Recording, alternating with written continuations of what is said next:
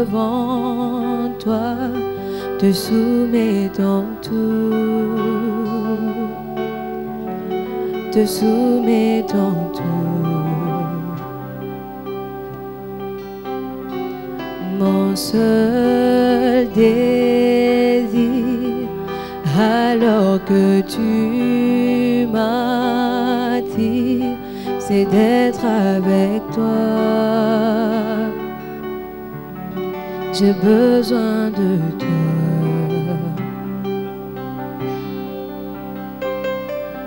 Me voici à genoux devant toi, te soumettons tout,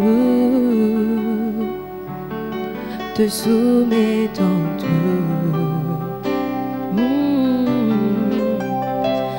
Mon seul désir, alors que tu m'attires, c'est d'être avec toi.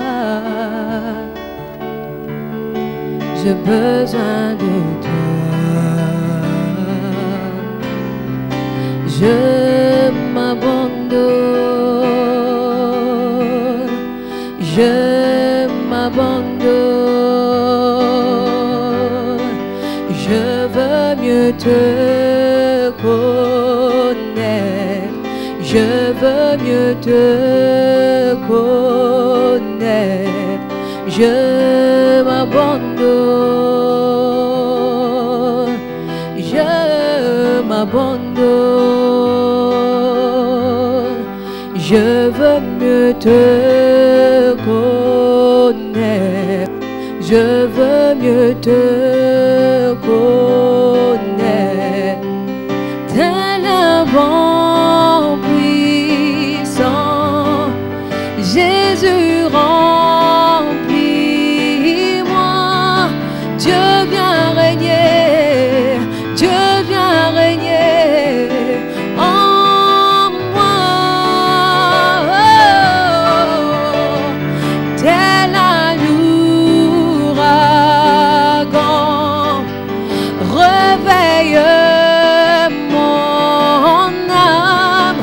Dieu vient régner, Dieu vient régner en moi. Tel un vent puissant, tel un vent puissant, Jésus remplis-moi. Dieu vient régner, Dieu vient régner en moi. Tel un ouragan, tel un ouragan, réveille mon âme. Dieu vient régner, Dieu vient régner en moi. Dieu vient régner, Dieu vient régner en moi. Oh, Dieu vient régner, Dieu vient régner en moi.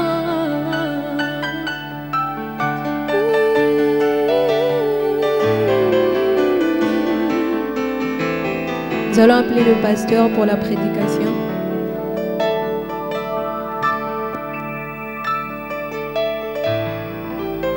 Encore une fois, je vous salue, frères et sœurs. Là, vous êtes assis dans votre salon, dans votre chambre, dans votre véranda, quel que soit l'endroit où vous êtes.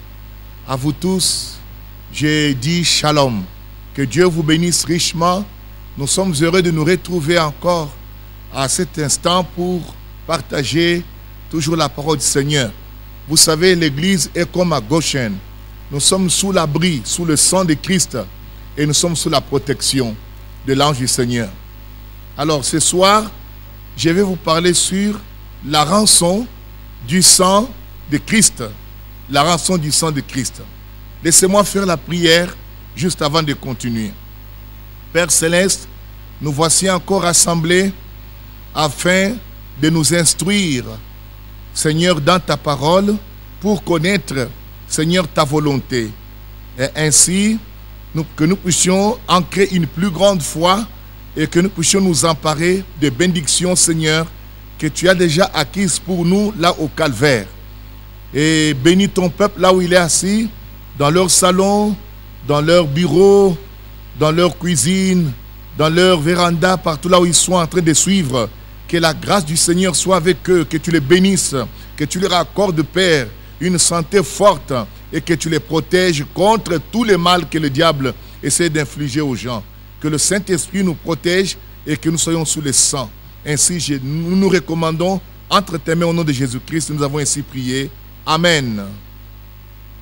Alors, j'ai dit tout à l'heure, je vais vous parler sur la rançon du sang de Christ. Alors, vous savez, la rançon, en fait, c'est quoi? La rançon, c'est le prix exigé pour obtenir la délivrance d'un esclave, pour obtenir la délivrance d'un prisonnier ou bien d'un condamné. C'est ça ce qu'on appelle la rançon. Donc, la rançon est le prix exigé pour obtenir la délivrance d'un esclave, obtenir la délivrance d'un prisonnier, d'un captif. Voyez. Et la rédemption et la délivrance par le paiement d'un prix. Donc par le paiement d'une rançon. C'est ça la rédemption. Et nous savons tous que Dieu avait enseigné la rédemption depuis l'Ancien Testament. Alors je m'en vais prendre la Bible. Je lis ici dans l'Écriture, Romains au chapitre 7.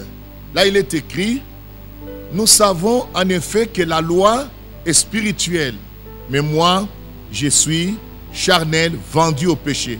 Ça c'est Romains 7, 14. Là c'est pour vous montrer que l'homme est vendu au péché. Et Paul le dit ici dans Romains chapitre 4 verset 14.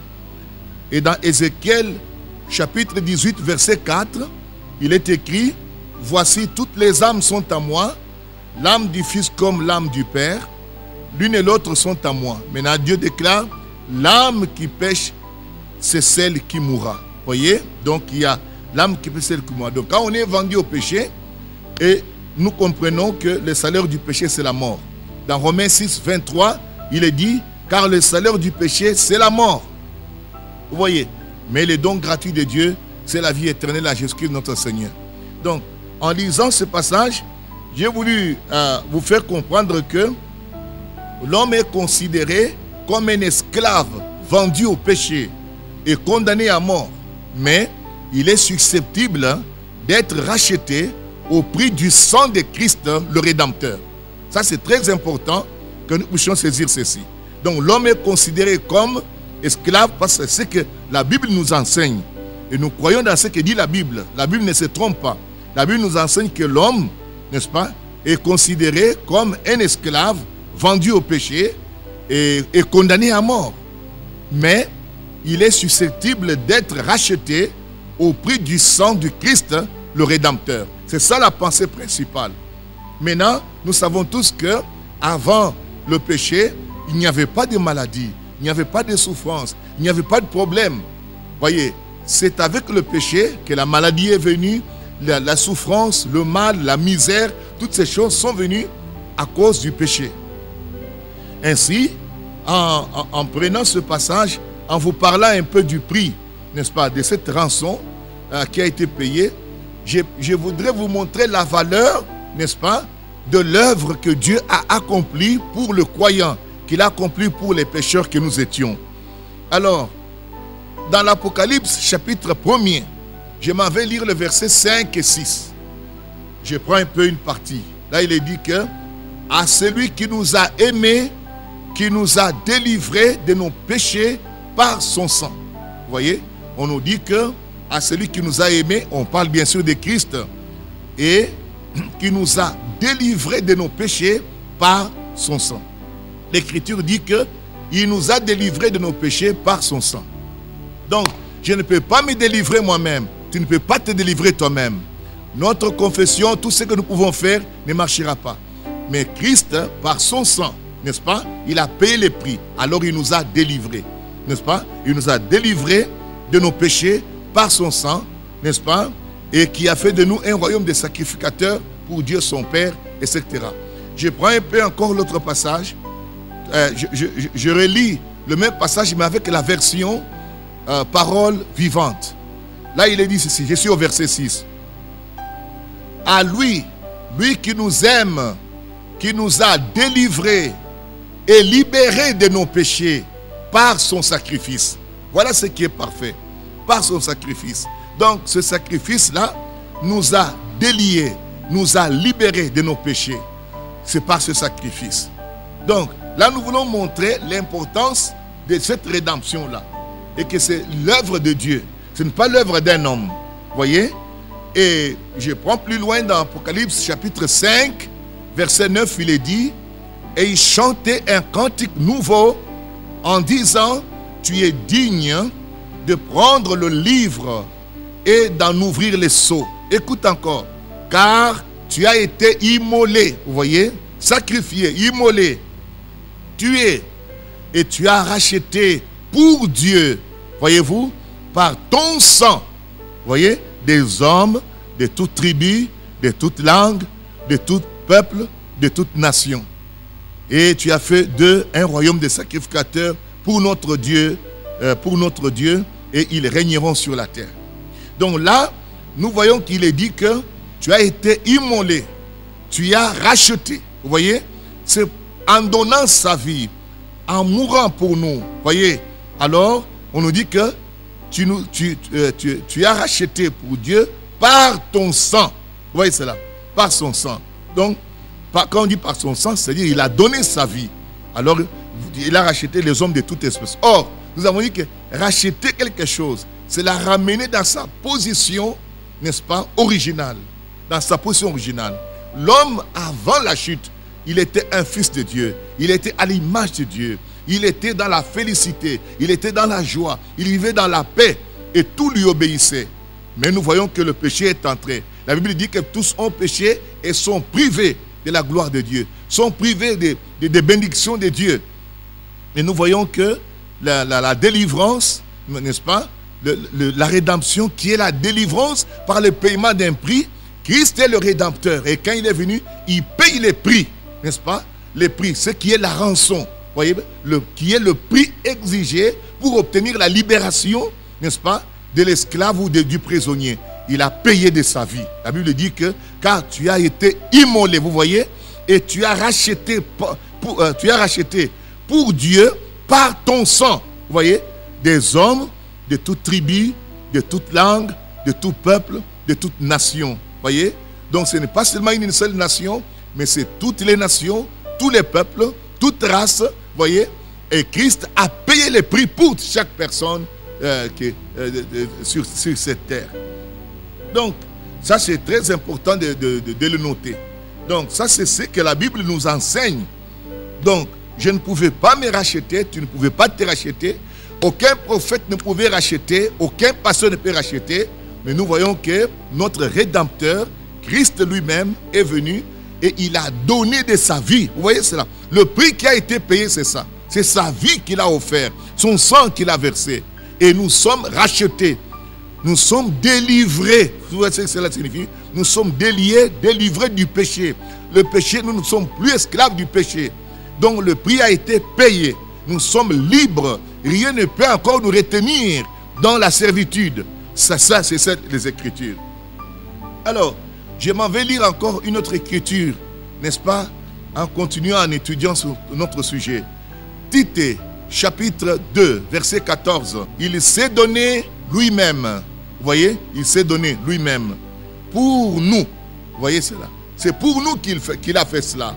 Afin de nous racheter de toute iniquité et de se faire un peuple qui lui appartienne, purifié par lui et zélé pour les bonnes œuvres. Voyez? Donc là, nous comprenons qu'il s'est donné lui-même pour nous. Encore une fois, le prix qui a été payé, la rançon qui a été payée, c'est sa vie. Christ a payé de sa vie. Il a donné son sang. Pourquoi on nous dit afin de, vous voyez le but, afin de nous racheter, vous voyez cela, de toute iniquité et de se faire un peuple qui lui appartient, purifié par lui et zélé pour de bonnes œuvres. Encore une fois, nous voyons ce que déclarent les Écritures, n'est-ce pas, que c'est par le prix du sacrifice que Christ a payé, n'est-ce pas, que nous sommes délivrés, nous sommes rachetés, nous sommes arrachés de nos péchés, de nos iniquités. Donc, la rédemption qui est la délivrance par le paiement d'un prix a été accomplie par Christ lorsqu'il est mort sur le bois du calvaire. Alors il a payé le prix. C'est ça qui est vrai. Je lis encore le même chapitre de Tite, chapitre 2, verset 14, mais je le lis un peu avec la version parole vivante. Il est écrit ceci, verset 14. Ne s'est-il pas livré lui-même pour nous afin de payer la rançon de toutes nos injustices et de nous racheter ainsi de l'asservissement au péché en vue de se créer un peuple purifié du mal qui lui appartienne tout entier et se passionne pour l'accomplissement d'œuvres bonnes. Voilà encore une fois, n'est-ce pas, l'exactitude de ce que l'Écriture nous enseigne ici et qui est vraiment très intéressant. Mais nous faisons un constat. Nous constatons que l'Église est en train de vivre au-dessous des privilèges que Dieu lui a donnés. Parce que les gens ignorent. Pourquoi cela? Parce que tout simplement, les gens ignorent l'expiation, n'est-ce pas, du calvaire obtenu pour nous. Voyez, les gens ignorent ça. Les gens ignorent ce que le calvaire a fait, l'expiation. Parce qu'aujourd'hui, on prêche moins la croix que d'autres choses. Voyez-vous cela? Donc, nous voulons dire ceci, que si l'Église aujourd'hui est en train de vivre loin des privilèges que Dieu lui a donnés, n'est-ce pas, au travers de la rédemption qu'il a accomplie à Jésus-Christ, c'est parce que nous sommes ignorants. Les gens ignorent ce que l'expiation du calvaire a produit pour le croyant, a produit pour les racheter. C'est ça le problème. C'est la raison pour laquelle l'Église est en train de vivre comme si elle était malheureuse. L'Église est en train de vivre comme si elle était misérable. L'Église ignore les privilèges qu'on leur a donnés. L'Église à qui Jésus avait dit que sur ce roc je bâtirai mon Église et les portes du séjour des morts ne prévaudront point contre elle. Cette Église qui a la puissance et le pouvoir sur le péché. Il a dit, je vous ai donné le pouvoir de marcher sur les serpents et les scorpions et sur toute la puissance de l'ennemi et rien ne pourra vous nuire. Cette Église glorieuse qui devait chasser les démons, guérir les malades, ressusciter les morts, semble être faible et elle est en train de vivre au-dessous de ses privilèges, alors qu'en Christ elle a des privilèges. Elle a le privilège d'utiliser le nom de Jésus. Elle est revêtue de la puissance d'en haut. Nous voyons l'église à Pentecôte, comment ils étaient remplis du Saint-Esprit. Nous voyons comment Pierre, ce jour-là, lorsqu'il s'est rendu à la prière, est arrivé au temple, à la porte la belle, comment il a parlé à cet homme paralytique. Il lui a dit, oh, ce que j'ai, je te le donne, lève-toi au nom de Jésus. L'homme s'est levé sur place. Cette église vivante, lorsque les gens amenaient les malades, ils étaient guéris rien que par l'ombre de Pierre qui passait. Cette église vivante, voyez-vous cela, est puissante, semble aujourd'hui être faible. L'église semble être peureuse.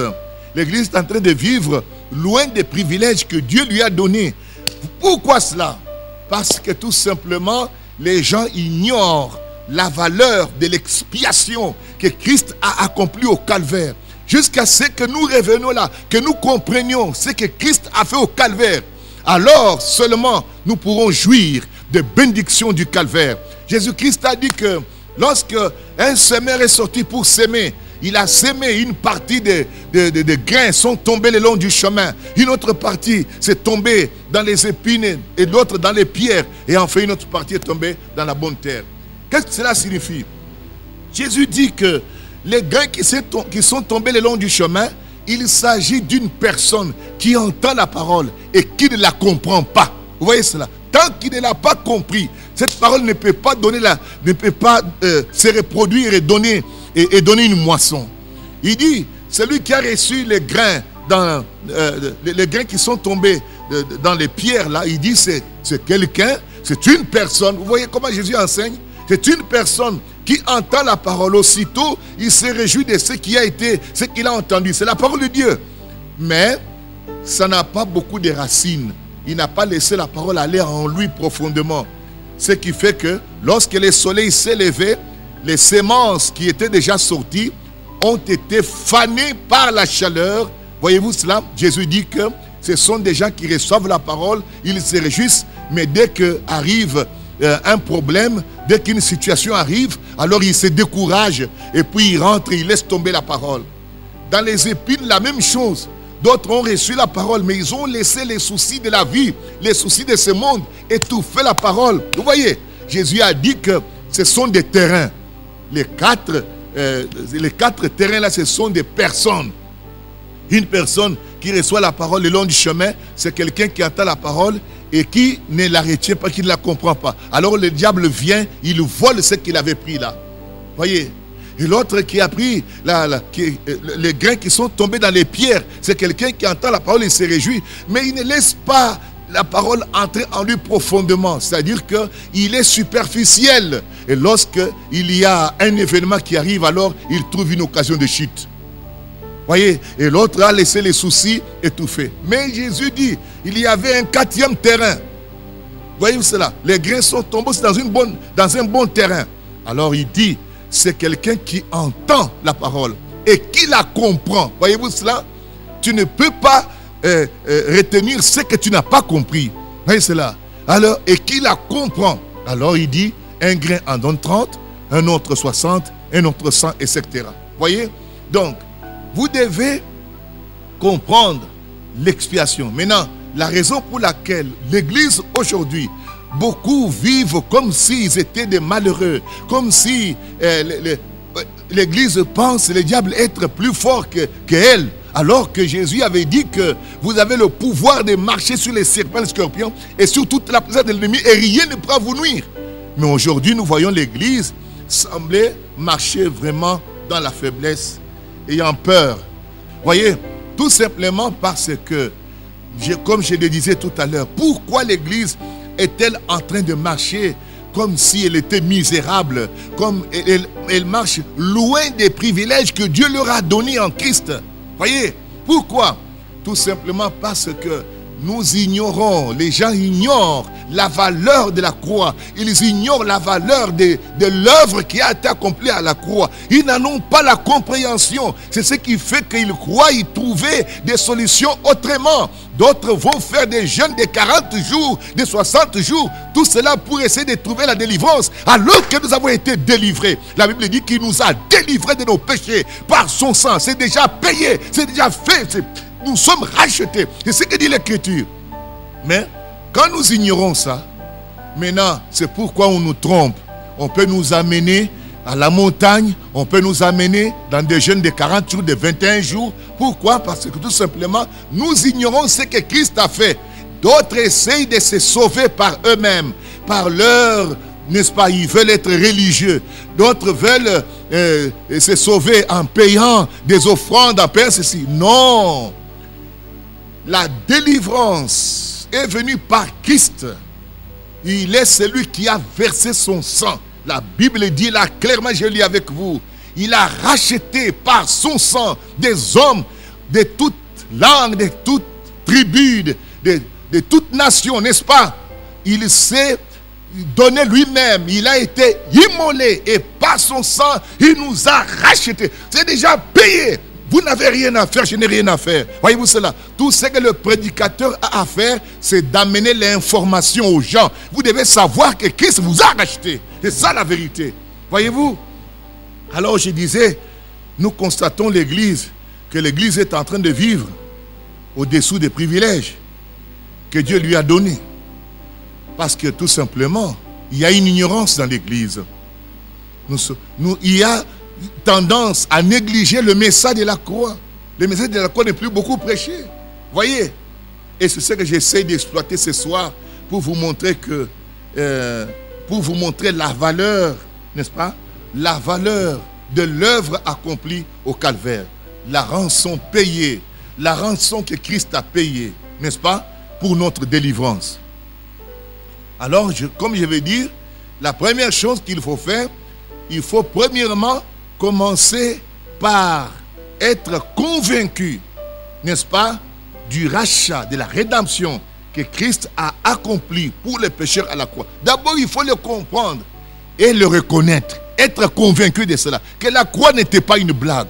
Jésus, quand il est venu mourir à la croix, il n'avait pas besoin de mourir à la croix. S'il est mort à la croix, c'est pour toi et pour moi. Il l'a fait pour nous. La Bible dit qu'il a pris nos péchés, il a pris nos transgressions. Voyez-vous cela? Et il est allé jusqu'au calvaire.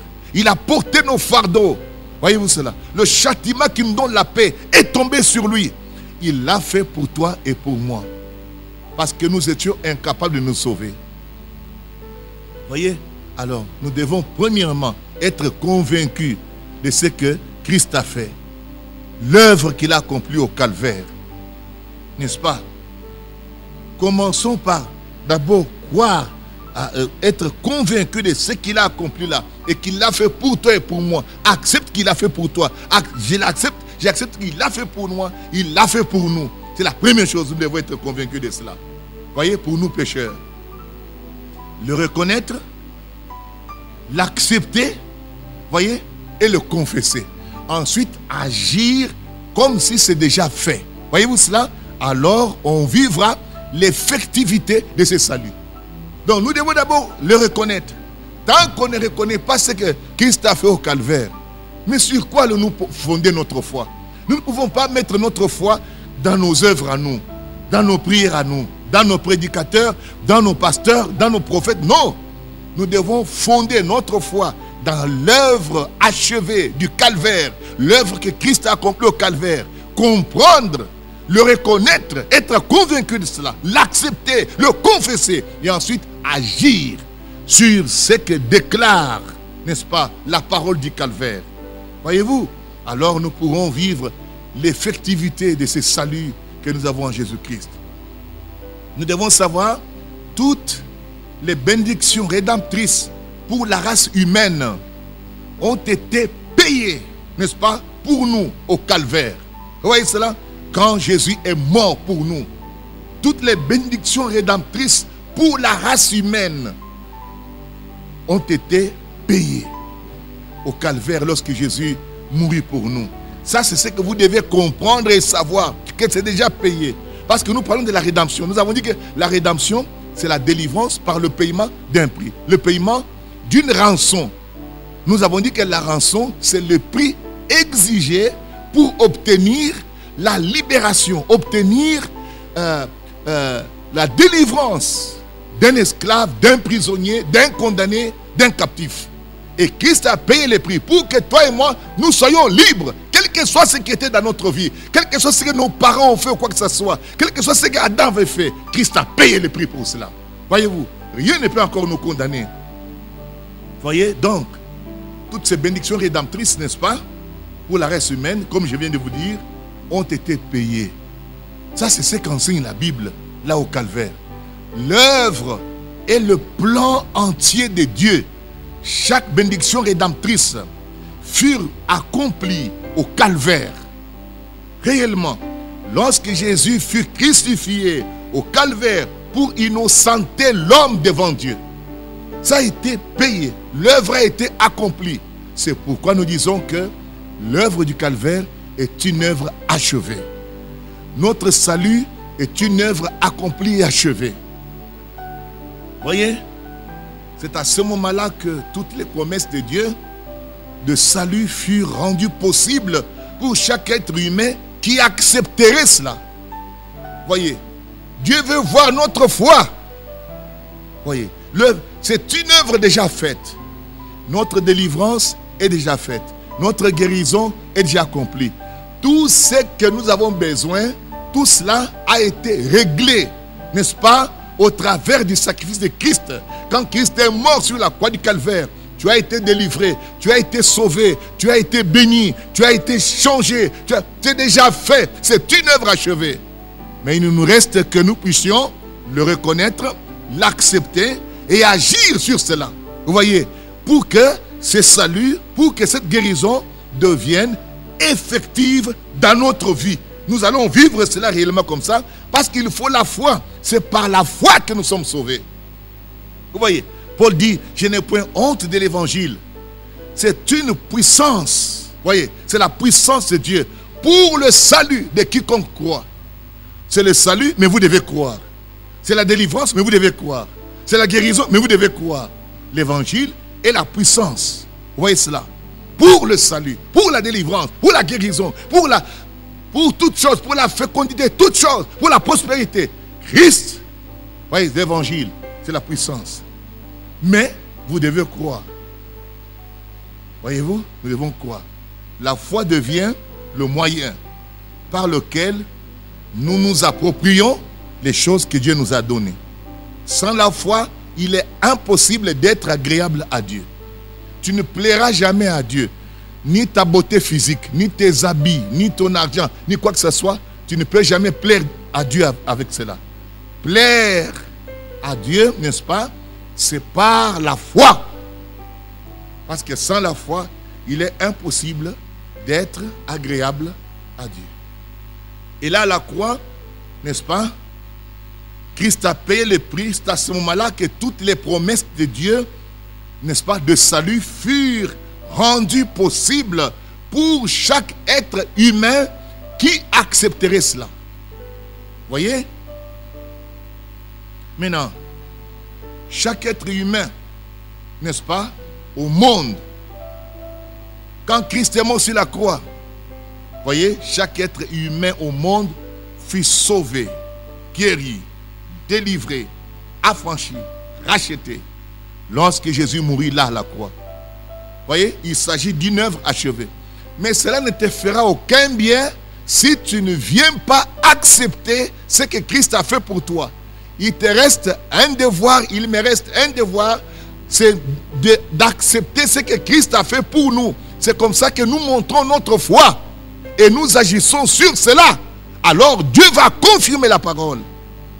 Mais tant que nous ne prenons pas, n'est-ce pas, ce que Christ a fait pour nous, nous ignorons cela.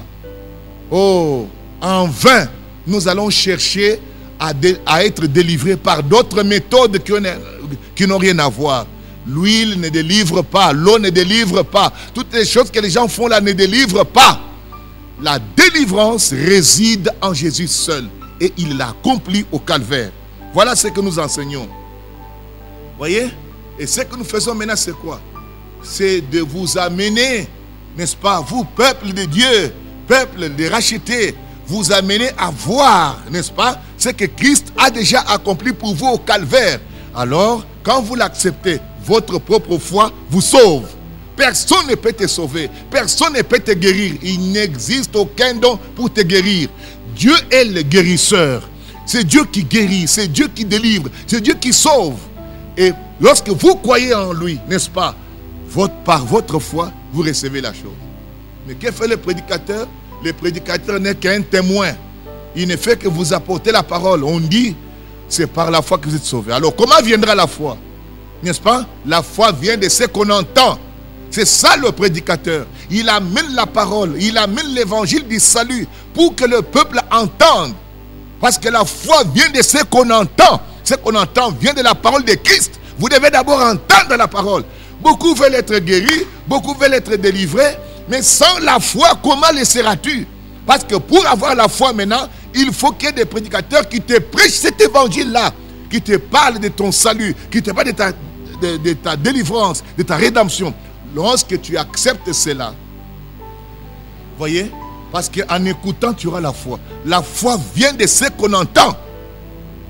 Voyez-vous cela? C'est pourquoi un prédicateur doit savoir ce qu'il prêche. Parce que si vous prêchez autre chose, vous n'aurez jamais la bénédiction du calvaire. Il faut une prédication du calvaire pour engendrer, n'est-ce pas, la bénédiction du calvaire. Sinon, ça ne marchera pas. Voyez-vous cela? Alors, Ce qu'il nous faut faire, c'est quoi? C'est amener l'Église, amener le peuple de Dieu à regarder au calvaire, à comprendre ce que Dieu a fait pour nous. Christ nous a déjà sauvés. Vous allez cesser de suivre les gens derrière. Vous allez cesser de penser que tel a un grand don, il va me sauver, il va me délivrer, il va me guérir. Personne ne peut guérir ni sauver. Jésus l'a déjà fait au calvaire. Tout ce que tu as fait, c'est d'accepter, de confesser ta foi dans ce que Jésus-Christ a déjà fait pour toi. N'oubliez pas, c'est par la grâce, n'est-ce pas? La Bible dit ça. Éphésiens chapitre 2, n'est-ce pas? Verset 8. C'est par la foi, c'est par la grâce que vous êtes sauvés. Et cela au moyen de la foi. Le salut, la guérison, la délivrance, c'est la grâce de Dieu qu'il l'a déjà fait en Jésus-Christ. Maintenant, par la foi, nous pouvons nous approprier. Mais comment avoir la foi? C'est pourquoi il y a des prédicateurs. C'est pourquoi je prêche ce soir. C'est pourquoi par-ci, par-là, vous trouvez des apôtres, des prophètes en train de prêcher. Mais ils doivent prêcher quoi? Ils doivent prêcher la croix, prêcher la rédemption, prêcher Jésus-Christ pour que les gens reçoivent le salut que Dieu leur a envoyé. Personne d'autre ne donnera le salut. Le salut est à Jésus-Christ. Pierre a déclaré, il n'y a de salut en aucun autre. Il n'y a sous le ciel aucun autre nom, tu entends, qui peut être donné, par lequel on peut être sauvé. Il n'y a qu'un seul nom. Paul a dit quoi? Il a dit qu'il a reçu un nom qui est au-dessus de tout nom. Et qui est au-dessus de tout nom. Tout nom qui peut être nommé, que ce soit dans ce siècle ou le siècle à venir. Le nom de Jésus-Christ, le plus puissant nom. Voyez-vous? Alors, tout ce que nous faisons, c'est amener le peuple à croire, à voir cela, le calvaire. C'est pourquoi nous méditons la Bible. Nous regardons à ce que Dieu nous avait promis à Jésus-Christ. Nous devons regarder ce que Dieu nous avait promis à Jésus-Christ. C'est ça les choses qu'il faut revendiquer. Et Dieu nous les donnera parce que c'est sa volonté. La Bible dit que si nous demandons quelque chose qui est selon sa volonté, nous savons qu'il nous écoute. Et si nous savons qu'il nous écoute, nous savons que nous avons la chose que nous avons demandée. Voyez-vous? Par conséquent, je vais dire ceci. Donc, la guérison divine, la délivrance, le salut, etc., ne repose pas sur un certain pouvoir que quelqu'un aurait entre les mains ou sur une certaine huile sainte ou bien une eau bénite qu'on asperge sur les gens. Non, ça ne peut pas reposer là-bas. Bien que la Bible dit qu'on peut utiliser ces choses. La Bible dit que quelqu'un est-il malade, que les anciens de l'église prient pour lui en loignant d'huile. C'est vrai. C'est vrai.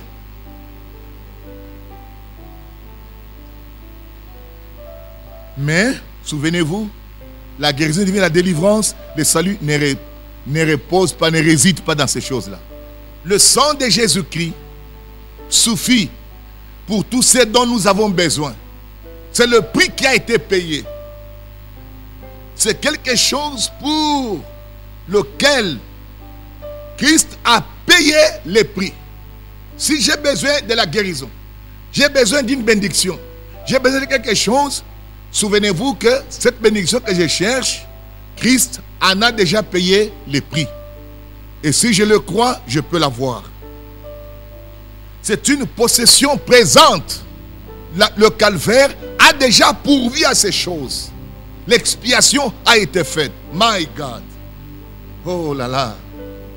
On nous dit que l'ancienne expiation, dans l'ancienne expiation, n'est-ce pas, qui était basée sur le sang de bouc et de taureau. Et ce sang-là n'ôtait pas le péché. Paul nous dit dans Hébreu que le sang de bouc et de péché et de moutons, etc., ne pouvait pas ôter le péché. C'est pourquoi Christ dit, voici je viens. Mais sous cette expiation-là, ils avaient la guérison divine. Exode 15, 26.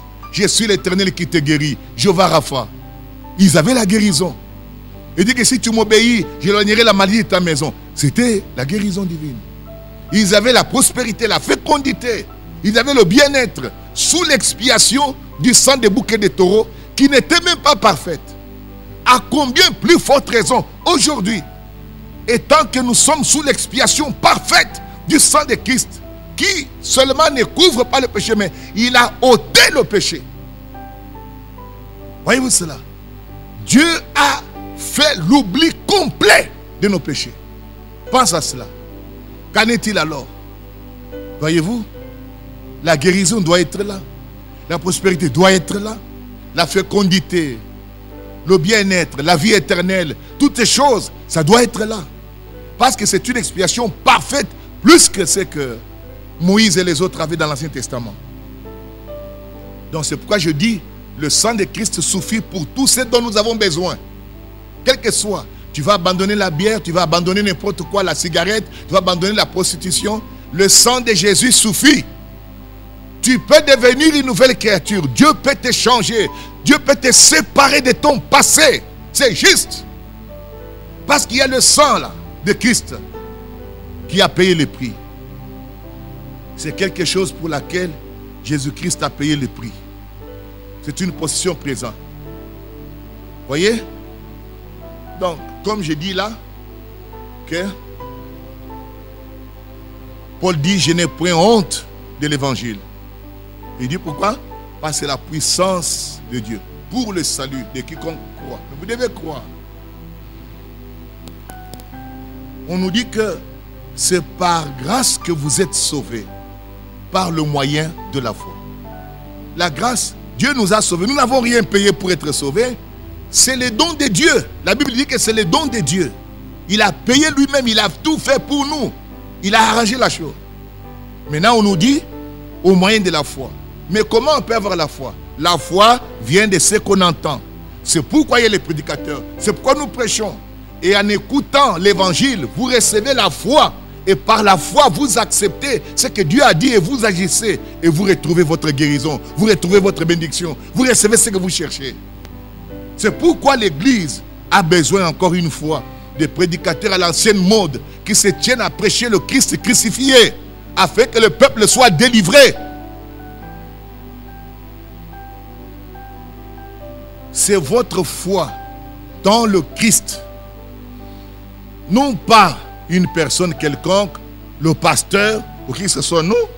Je peux prier pour toi, mais ce n'est pas moi qui te guéris. Quand je prêche et que tu acceptes Christ, quand tu as accepté cela, avec ta foi et ma foi, nous prions. Alors Dieu nous entend du haut des cieux. Il faut que la personne pour laquelle on prie ait cette foi-là. Sinon, ça ne marchera pas. Il doit avoir la foi de ceux qui le cherchent. Et ceux qui le cherchent, il ne peut le connaître que par l'évangile. Il doit entendre l'évangile, ce que l'évangile a promis. C'est votre foi dans le Christ, non pas cette personne ou un autre homme. C'est votre propre foi. Et seule votre foi personnelle en Christ qui vous sauve, qui vous guérit, qui vous délivre, qui vous élève, qui vous change. Votre foi personnelle. Vous devez l'accepter. Voyez, ce n'est pas le pasteur qui change les gens ou qui sauve les gens. Je ne peux pas te sauver. Je prêche seulement. Mais si toi tu acceptes Christ, ta foi te sauve. C'est ça la chose. Si tu acceptes Christ, ta foi te guérit. C'est ça la vérité. Votre guérison se trouve en Christ. Nous prêchons seulement. Toi tu acceptes que Christ, la Bible dit quoi? Par ses meurtrissures, nous avons été guéris. Maintenant, quand tu acceptes Christ, et la Bible dit déjà que par ses meurtrissures, tu as été guéri. Si tu l'acceptes et tu te tiens là-dessus, tu confesses cette foi-là, tu continues à avancer, alors Dieu va te guérir. Ce n'est pas le pasteur, ce n'est pas celui qui a le don de guérison. Ce n'est pas cela. Le don de guérison, c'est la foi dans la guérison. La personne pour qui l'on prie doit avoir la foi. Nous avons beaucoup de gens. Souvent nous disons, oh, on a prié pour tel, on n'a pas vu les résultats. Beaucoup de gens viennent, ils n'ont pas la foi. Pour avoir la foi, vous devez entendre l'évangile. Le problème avec l'église aujourd'hui, l'église n'a pas la foi. Beaucoup sont dans le fanatisme. Le fanatisme n'est pas la foi. Être membre de l'église, ce n'est pas ça la foi. La foi, n'est-ce pas, est une ferme assurance, une démonstration des choses qu'on espère, n'est-ce pas, et qu'on ne voit pas. La foi doit naître en vous. La foi vient de Dieu. Et vous la recevez en écoutant l'évangile. La Bible dit que, à Hébreux chapitre 12, verset 2, Jésus est l'auteur de la foi. Il est celui qui suscite la foi. Mais vous devez d'abord entendre. La foi vient de ce qu'on entend. La Bible dit quoi? En lui, vous aussi, après avoir entendu la parole de la vérité, l'évangile de votre salut, en lui, vous avez cru. Mais vous devez d'abord entendre pour avoir la foi de croire. Seule la foi peut vous guérir, votre foi personnelle. Peu importe combien je pourrais prier pour vous, si vous n'avez pas la foi, cela ne vous fera aucun bien. Si vous n'avez pas la foi, ça ne fera aucun bien. Même si j'ai prié, même si on amène tous les prédicateurs du monde entier dont on dit qu'ils ont des dons de toutes sortes, si toi-même tu n'as pas la foi, tu ne seras pas guéri. C'est ta foi qui fait cela. Cela ne vous fera aucun bien. C'est la vérité. Il faut le concours de votre foi. Vous devez croire dans cet évangile-là. Et moi-même qui vous prêche la parole, je crois aussi la même chose. Maintenant, nous prions maintenant. C'est pourquoi Jésus dit que là, deux s'accordent pour me demander quelque chose. Ça leur sera donné. Donc, nous nous accordons comment tu as la foi et j'ai la foi. Nous nous accordons avec la parole. Nous prions. Le Saint-Esprit descend donne la chose. Et peu importe combien je peux vous prêcher ou combien je peux vous apporter l'évangile, n'est-ce pas? C'est votre foi personnelle dans le Christ qui vous sauve, n'est-ce pas? Votre foi dans le Christ. Je ne peux pas vous sauver. Même si je sais prêcher comment je prêche, tu ne seras pas sauvé à cause de ça. Tu seras sauvé par ta foi. Si tu acceptes Christ, c'est ça la vérité. Les patients qui sont malades doivent eux-mêmes accepter leur guérison comme un don gratuit de Dieu. Ils doivent l'accepter, le confesser. C'est comme ça qu'ils montrent leur foi. Et ensuite, Dieu les délivre. Dieu vient confirmer. Il a été blessé pour nos transgressions. Par ses meurtrissures, nous avons été guéris. C'est ça. Pas nous serons guéris. Non, nous avons été guéris. C'est une action terminée. Une œuvre achevée. Mais vous devez l'accepter d'abord. Ainsi, il n'y a rien du tout que vous puissiez faire en dehors du salut, n'est-ce pas, et de la guérison divine. Car Christ l'a déjà fait. Il a déjà sauvé ces gens-là. Mais le problème, c'est que ces gens-là doivent venir accepter leur salut. La grâce est grâce lorsque vous-même vous l'acceptez comme grâce. Seule notre foi personnelle à Christ qui compte. Voyez, la personne pour qui l'on prie doit avoir la foi. Parce que seule votre foi personnelle peut vous guérir. Vous voyez, la guérison divine, la délivrance, la fécondité, bref, toutes les bénédictions rédemptrices ne viennent pas de l'homme.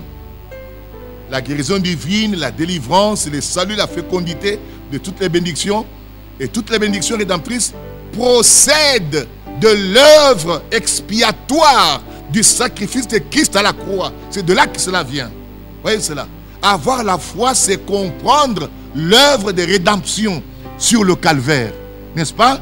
Le reconnaître, l'accepter, le confesser pour soi-même, le croire et s'en approprier. C'est ça, avoir la foi. C'est avoir la foi. Voyez? Comme je dis, vous devez comprendre ce qui s'est passé au calvaire. Parce que tant que tu n'as pas compris ce qui s'est passé au calvaire, ça ne marchera pas. Ça ne marchera pas. J'ai dit ceci. Dieu a déjà pourvu pour nous ces bénédictions au travers de l'expiation accomplie par Christ au calvaire. Dieu a déjà pourvu pour nous ces bénédictions en Christ. N'est-ce pas? Le salut, la guérison, la fécondité, la délivrance sont une œuvre achevée, déjà pourvue pour nous en Christ. Il nous suffit de l'accepter, de le croire et agir en conséquence. Voilà ce que nous devons faire. Mais déjà Dieu a pourvu ces choses. Ça y est là. Ce n'est pas à venir. C'est une rédemption présente. Voir, imaginez-vous, aujourd'hui l'église a peur des sorciers, a peur de, oh mon Dieu. Imaginez-vous que sous l'ancienne expiation, l'enchantement ne pouvait rien contre Israël.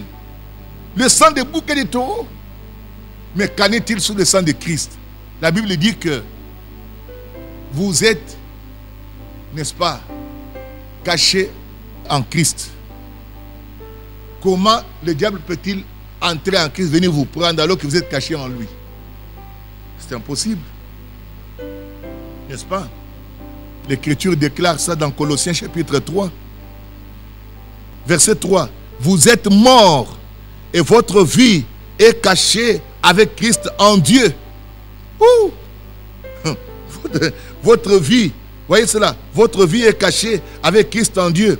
Quand Christ, votre vie, paraîtra, oh là là, alors vous paraîtrez avec lui. Imaginez-vous que Christ maintenant est votre vie. D'où viendra les sorciers? Il va te faire quoi? Vous êtes caché en Dieu, avec Christ. Donc, reviens, comprends ce que Christ a fait. N'est-ce pas? Accepte le calvaire. Tiens-toi là. Nous sommes sous l'abri du sang de Christ. N'est-ce pas? Hein?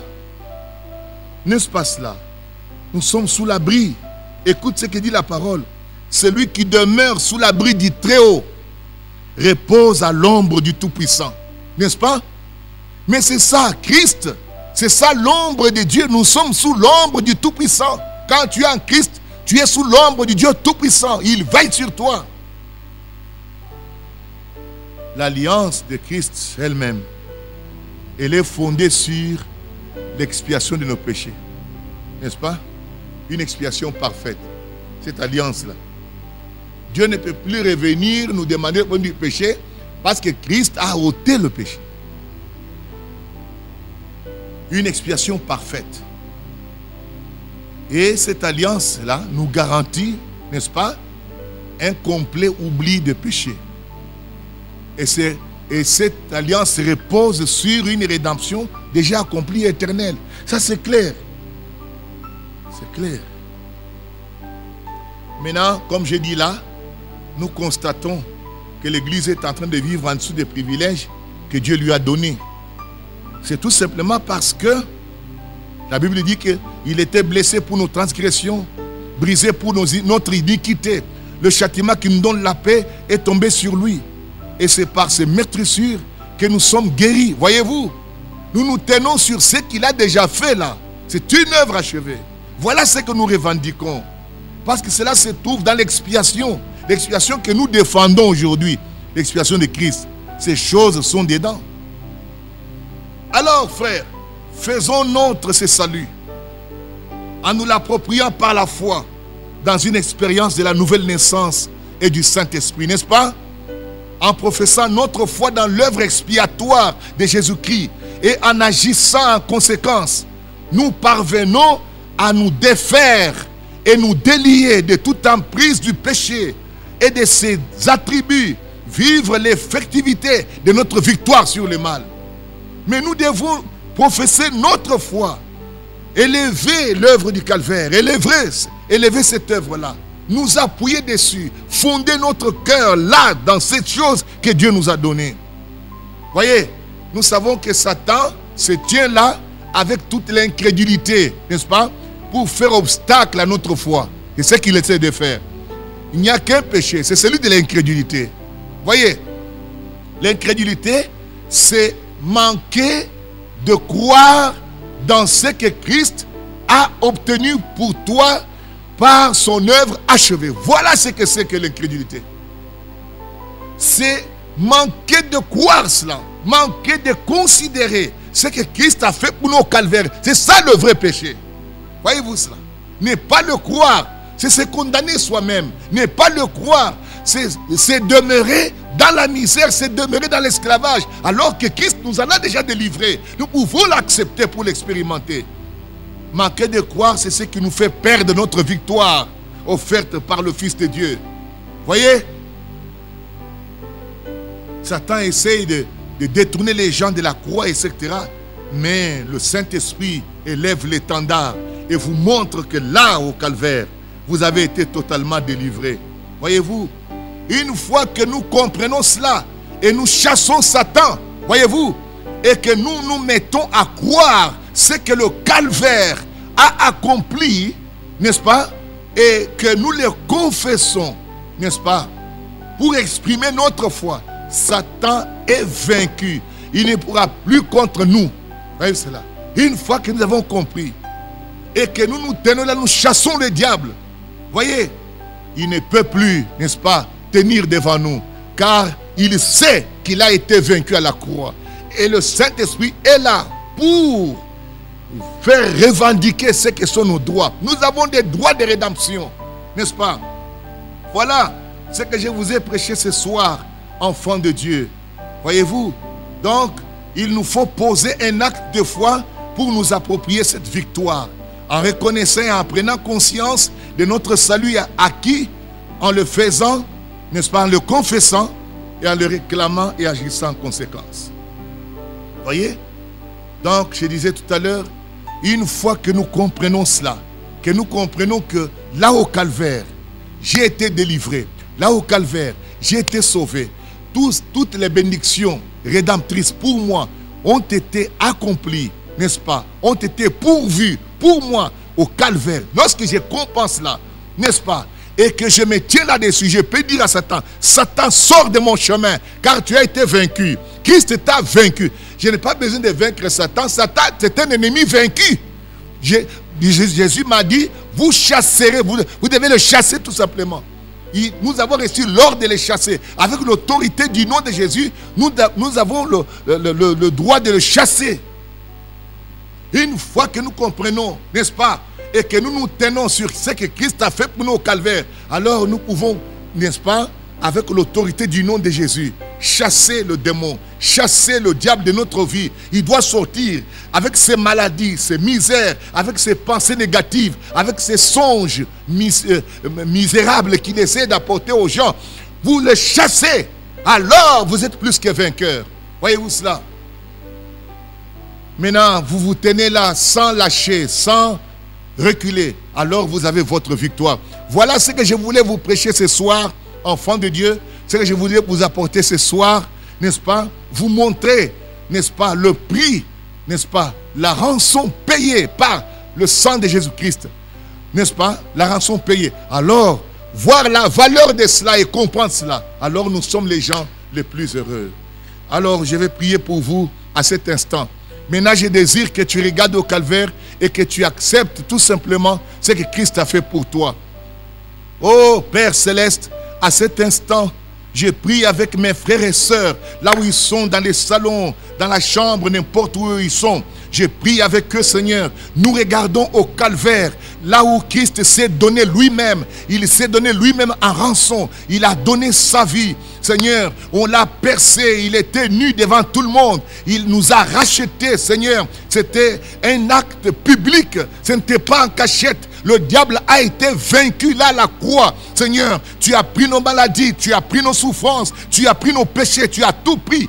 Et par ce seul acte de rédemption, tu nous as sauvés, tu nous as guéris, tu nous as restaurés. Maintenant, Père, je prie pour tout fils et toute fille de Dieu, là où il est, qui a la main levée, qui regarde au calvaire, qui accepte sa délivrance, qui accepte, Seigneur, sa guérison, qui accepte, Seigneur, ce que Christ a déjà fait pour lui. Au nom de Jésus, Satan, tu es vaincu. Tu ne peux pas résister. Je t'ordonne, partout là où tu te tiens, si tu étais devant un enfant de Dieu, je te dis, sors au nom de Jésus-Christ, va loin au nom de Jésus.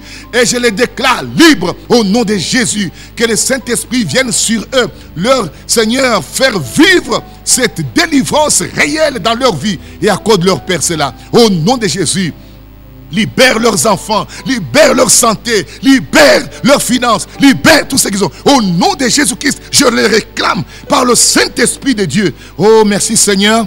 Je sais que tu entends ma prière. Laisse que le Saint-Esprit commence à agir là où il est, Père. Là où ils sont dans la prière, en train d'invoquer ton Saint-Nom. Je prie, Père, que tu le visites, Père. Toute maladie les quitte au nom de Jésus-Christ. Ainsi j'ai prié. Accorde-le, Père, au nom de Jésus. Merci, Seigneur. Père, je prie aussi pour leur dîmes et leur offrande. Seigneur, bénis ce qu'ils entreprennent. C'est toi qui prends soin de ton peuple. Tu avais dit que tu vas pourvoir leurs besoins et bénis les Seigneur. De la même manière que tu prends soin des petits oiseaux, bénis tes fils et filles. Au nom de Jésus-Christ. Merci, Père, pour ta grâce. Merci pour ton amour. Il est écrit que vous marcherez sur les serpents et sur les scorpions et sur toute la puissance de l'ennemi et rien ne pourra vous nuire. C'est la vérité. C'est ce que j'ai présenté ce soir. La rançon du sang de Christ au nom de Jésus. Je prie ainsi. Amen. Que le Seigneur vous bénisse richement. C'était un plaisir pour moi de partager avec vous ce grand message que le Saint-Esprit m'avait donné pour venir vous parler. Les chrétiens ne doivent pas vivre tristes, découragés. Non, non, non, non. Vous avez quelqu'un dans votre camp. Cet ange-là est devant toi, il marche.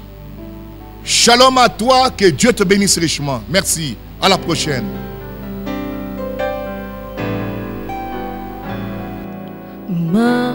Majesté,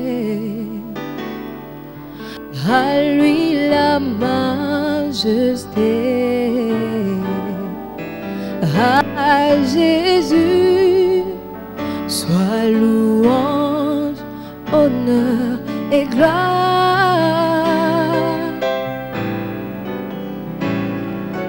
Majesté,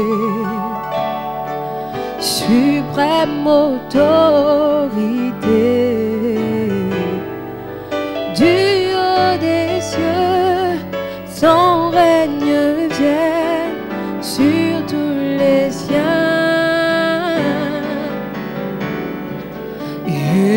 Exaltons et célébrons le nom de Jésus.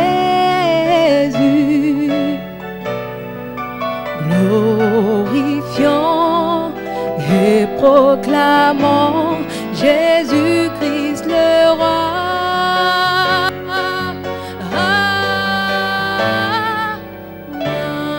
Majesté, à lui la majesté. Dans notre cœur, Christ le Sauveur, régnons Seigneur, exaltons, exaltons et célébrons le nom de Jésus. Glorifions et proclamons Jésus.